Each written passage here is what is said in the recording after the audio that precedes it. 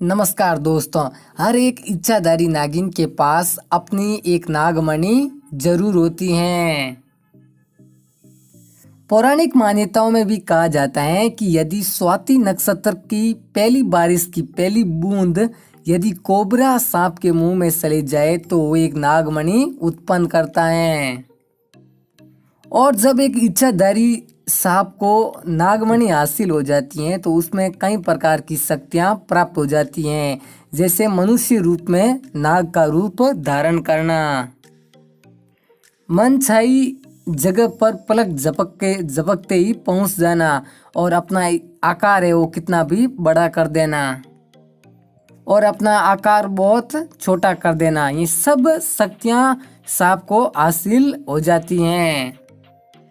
दरअसल दोस्तों ये भी कहा जाता है कि एक नागमणि की रोशनी बहुत तेज होती है और उसका प्रकाश कई किलोमीटर दूर से ही दिख जाता है। दरअसल दोस्तों एक इच्छाधारी नागिन हमेशा अपने नागमणि को लोगों से छुपा कर रखती हैं, लेकिन यदि कोई व्यक्ति उसे चुरा ले तो उसका गुस्सा 7वें आसमान पर होता है।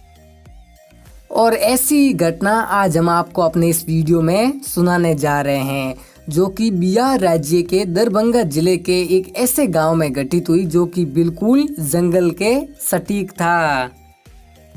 इसी गांव में राम और श्याम नाम के दो व्यक्ति रहते थे और इन दोनों के बीच में घनिष्ठ मित्रता थी और ये दोनों मित्र दोपहर के वक्त बकरियां चराने जाते थे। और उसी जंगल में एक इच्छाधारी नागिन अपने नाग के साथ वहीं पर एक नागमणि की रक्षा करती थी। और दरअसल एक बार राम की एक बकरी घने जंगल में चली जाती है। तब राम श्याम से कहता है कि तुम मेरी बाकी बकरियों को अपनी बकरियों के साथ लेकर चले जाओ, ताकि जो मेरी बकरी जो यहाँ से घने जंगल में चली गई है मैं उसको लेकर आता हूँ। वहीं दूसरी ओर वो नागिन भी इच्छाधारी नागिन भी एक मनुष्य का रूप धारण करके वो नागमणि अपने नाग को देकर गांव में भ्रमण करने के लिए चली गई।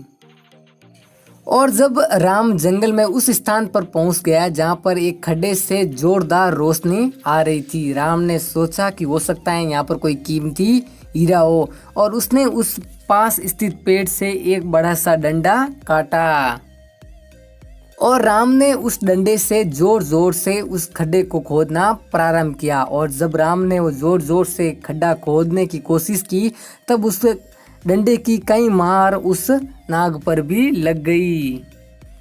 डंडे की मार तेज होने के कारण उस नाग की वहीं मौके पर मौत हो गई।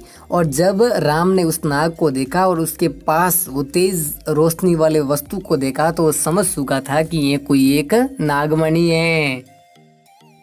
और फिर राम ने अपने पास पड़े हुए उस डंडे को उस नाग पर एक दो बार मारा और ये सुनिश्चित किया क्या वाकई में ये नाग मर गया या नहीं।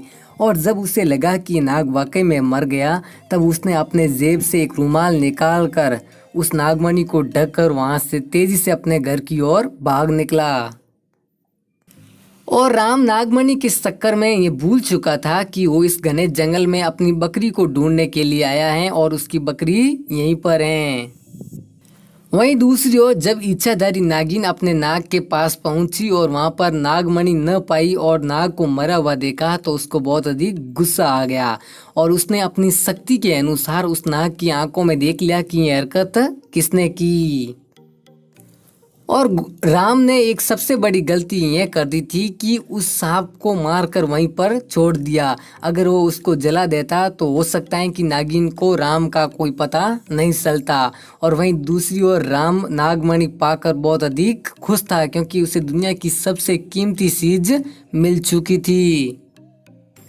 और राम जब घर पहुंचा तो उसने सबसे पहले नागमणि से इच्छा जताई कि उसकी बकरी सही समय पर उसके घर पहुंच जाए। और जैसे ही उसने इच्छा जताई अगले ही पल उसकी घर के सामने वो बकरी तैयार थी। राम ने उस नागमणि की सहायता से अपने आप की पूरी हैसियत ही बदल दी और उसका पूरा का पूरा परिवार बदल चुका था। और कुछ ही दिनों के बाद राम पूरे गांव का सबसे अमीर आदमी हो गया। वहीं दूसरी ओर वो नागिन अपने नाग के कातिलों का इधर उधर देखने लग गई। लेकिन वो इच्छाधारी नागिन राम को मारने में विवश थी, क्योंकि उसके पास नागमणि थी और वो जब तक विवश थी जब तक उसके पास नागमणि है, और ये मौका ढूंढना चाहती हैं कि कब राम के पास वो नागमणि न हो और वो अपना मौका ले ले। दोस्तों, कहा जाता है कि एक इच्छाधारी नागिन बिना नागमणि अपना कोई भी रूप बदल सकती हैं, और उस नागिन ने इसी का फायदा उठाया। और जब राम अब किसी काम से दूसरे गांव में जा रहा था, तभी वो नागिन एक सुंदर सी कन्या का रूप धारण करके रास्ते में बैठकर रो रही थी।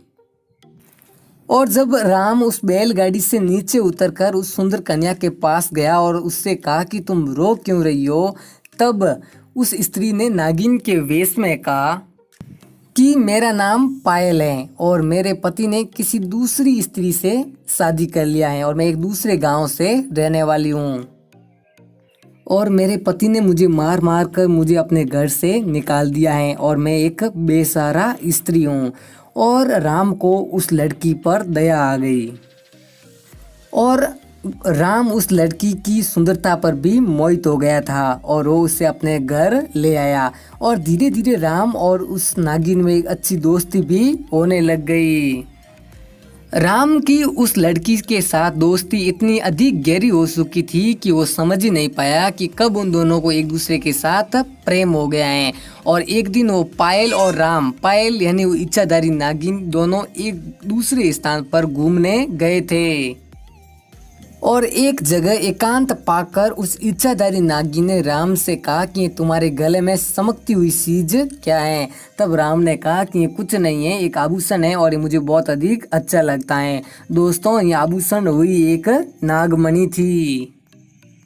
और जब पायल नाम की उस इच्छाधारी नागिन ने राम से ये कहा कि क्या तुम कुछ समय के लिए ये मुझे दे सकती हो, क्योंकि इसकी जो रोशनी है वो मुझे बहुत भाती है। तब राम ने उस पायल नाम की इच्छाधारी नागिन पर चिल्लाया और कहा कि तुम कुछ भी मांग लो, लेकिन ये चीज़ मैं तुम्हें नहीं दे सकता। और उसी समय पायल नाम की उस इज्जतदारी नागिन ने अपना कारनामा खेला और गुस्से में राम से कहा कि तुम तो मुझे कहते हो कि मैं तुमसे बहुत अधिक प्रेम करता हूँ और तुम्हारे लिए कुछ भी कर सकता हूँ, मैंने तो तुमसे एक तुच्छ चीज मांगी और वो भी तुम मुझे नहीं दे सकते, और ऊपर से तुम मुझ पर गुस्सा कर रहे हो। रहने दो, मैं जानती हूँ कि मैं तुम्हारे लिए कुछ भी मायने नहीं रखती हूँ। और फिर राम ने न चाहते हुए भी उस पायल का नाम रखने के लिए, उसको बस खुश रखने के लिए वह नागमणि उसको कुछ समय के लिए दे दी और कहा इसको संभाल कर रखना।